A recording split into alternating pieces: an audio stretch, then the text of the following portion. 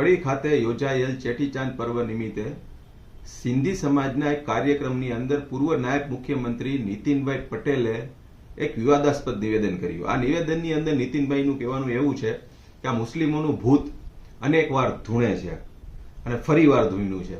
એક બીજી વાત એમણે એ કરી કે ઘણા ખરા મંદિરોને પાડી અને મુસ્લિમોએ મસ્જિદ બનાવી છે. આ બાબતે મારું એવું માનવું છે કે આ નીતિનભાઈ પટેલ છે એ મુસ્લિમોના નામની માળા કરતા લાગે છે. મુસ્લિમો મુસ્લિમો મુસ્લિમો મુસ્લિમો, કારણ કે જે તમારું ઇનપુટ હોય એ જ આઉટપુટ નીકળે. એક વાત નથી સમજાતી કે આ માણસ આટલા જવાબદાર નાયબ મુખ્યમંત્રી જેવા પદ ઉપર આટલો સમય રહેવા પછી આ કોમી વૈમનસ્ય ફેલાય એવી અને જે વાતોના ભૂતોના ભવિષ્ય જેનું કોઈ અસ્તિત્વ જ નથી, આ પ્રકારની વાતો કરી અને બે કોમની વચ્ચે ખાઈ ઉત્પન્ન થાય આવા આમના પ્રયત્ન છે. નીતિનભાઈ પટેલને મારે કહેવાનું છે કે તમે તમારો જન્મ થયો ત્યારથી લઈને આજ સુધીમાં ગુજરાતની અંદર એક એવું મંદિર બતાવી દો કે જેને તોડીને આ મસ્જિદ બની હોય. બીજી વાત એ છે, અત્યારે વાત કરવાના વિષયો ઓછા છે અને જો તમારી પાસે વિષય ન હોય તો હું તમને આપું. ગુજરાત રાજ્ય ભૂખમરાની અંદર કેટલામાં નંબર ઉપર છે એની ઉપર વાત કરો. શિક્ષણમાં કેટલા નંબર ઉપર છે એની ઉપર વાત કરો. કેટલા વિદ્યાર્થીઓ ઉપર કેટલા શિક્ષકો છે આની ઉપર વાત કરો.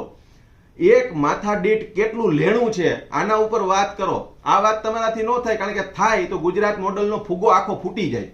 અને જ્યારે આજે આ ઈદના દિવસે સોગાતે મોદી કરી અને ભારતીય જનતા પાર્ટી મુસ્લિમોને રીઝવવા માટે કરીને કીટ આપવા નીકળી છે, મીઠાઈઓ આપવા નીકળી છે, તેવામાં આ તમારો જે બફાટ છે આને બહુ બારીકાઈથી સમજો. કારણ કે તમે જે દેશની અંદર રહ્યો છો એ દેશમાં લોકશાહી છે. તમામ ધર્મના નાગરિકોને અહીંયા સમાન નાગરિક અધિકાર મળેલા છે. તમામ ધર્મનું આદર માન સન્માન જાળવવું એક સુશાસનની નિશાની છે. પણ સુશાસનને તમારે શું લેવા દેવા? તમારે તો બે ફામ મનમાં આવે એવા બફાટ કરવાના અને એમાં જે મનમાં આવે એ બકી દેવાનું. આને પીઢ રાજકારણી કહેવાય કે આને શું કેવું એ શબ્દો આજે મારી પાસે નથી. અત્યારે જ્યારે વિકાસની વાતો થાય છે, અત્યારે જ્યારે લોકો પોતે આવી કોઈ જ્ઞાતિ જાતિની બાબતોમાં પડવા નથી માંગતા, તેવા સમયે તમારા આવા નિવેદનોથી તમને જેને આમંત્રિત કર્યા છે એ સમાજોને પણ ક્યાંક અસમંજસમાં મુકાવવું પડે છે. અને તમે જે વાત ને કોઈ અસ્તિત્વ નથી આ પ્રકારની વાતો કરી અને બે લઘુમતીઓ અને બહુમતીઓ વચ્ચે એક જે ગેપ ઉત્પન્ન કરી રહ્યા છો. સાચી વાત તો એ છે કે તમારે ખરેખર જાહેર કાર્યક્રમોમાં હવે જવાથી બચવું જોઈએ અને તમારે આ વાતને સ્વીકારી લેવી પડે. જો તમને કોઈ આમંત્રણ આવે તો તમારે કહેવું પડે કે મારી વાણી ઉપર કે મારી જીભ ઉપર મારી બ્રેક નથી, હું મનમાં આવે એ બફાટ કરું છું અને એ બફાટથી ક્યાંક ને ક્યાંક તંદુરસ્ત લોકશાહીને નુકસાન છે.